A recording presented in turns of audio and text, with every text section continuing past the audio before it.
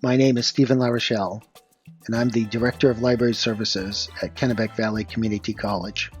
Part of my job is providing training and support for instructional technology.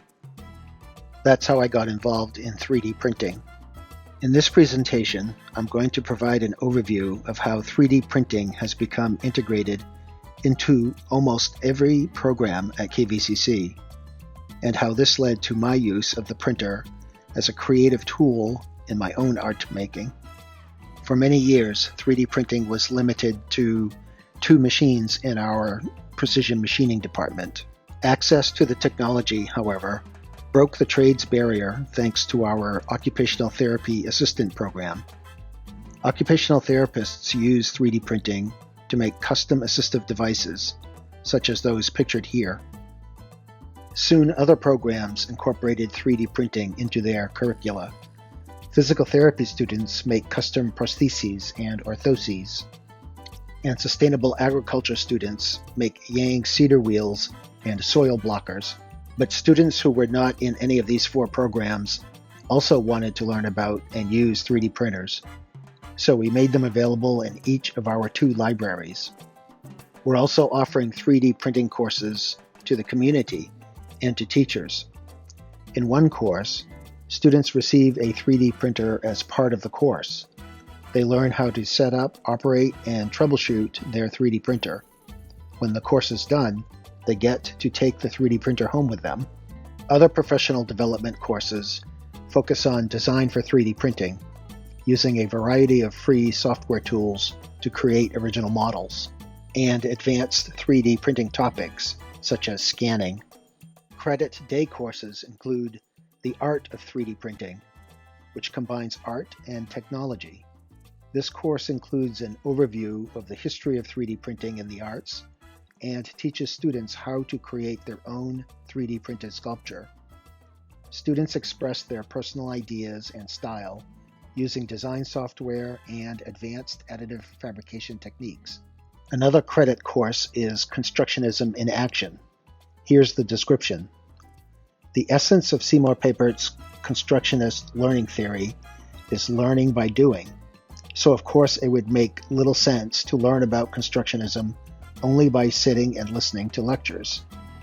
In this course, students will instead learn a new skill, 3D printing, while reflecting on the learning process in light of Papert's theory of knowledge acquisition.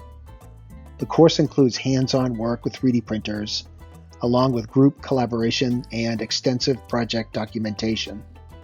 If you would like to learn not only how to 3D print, but also how you learn how to 3D print, then consider taking this course. Our early childhood education program uses 3D printing to, among other things, convert children's drawings into tangible toys. Our 3D printing love has spread into the local arts community. In January 2019, Waterville Creates added 4 3D printers to their downtown studio and have quickly incorporated the new technology into many of their art offerings, including programs for kids and for adults.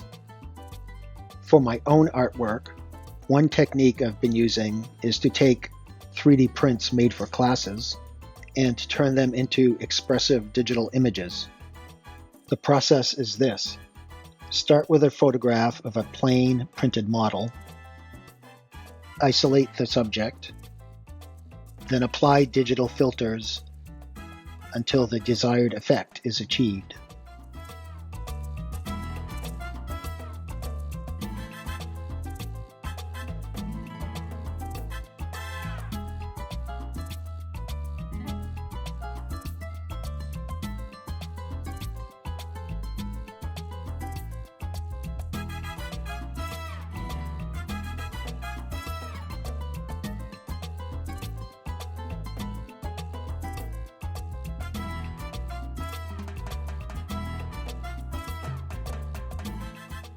Another technique is simply to make multiples and collect them in specimen jars.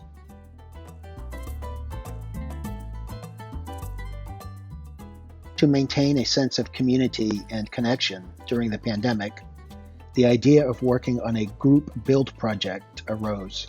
Here, A model of our college mascot, a lynx, was cut into sections, and each section was printed by a different person. Not only were college students, faculty, and staff involved, but community members and local school teachers and their students contributed as well. Several people included private written notes inside their hollow pieces. The fabulous original Lynx model is by Michel Lampe. In preparation for the community build project, a house cat-sized model was first made to test the software used to section the model. After the community build project was completed, a larger lynx was created for use as the college's official mascot statue. The technique of enlarging models for effect spilled over into other works.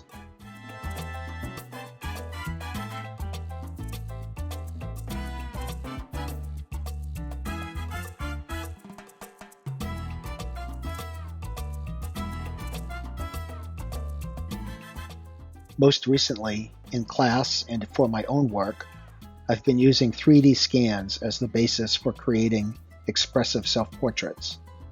Here are some examples of myself and my students.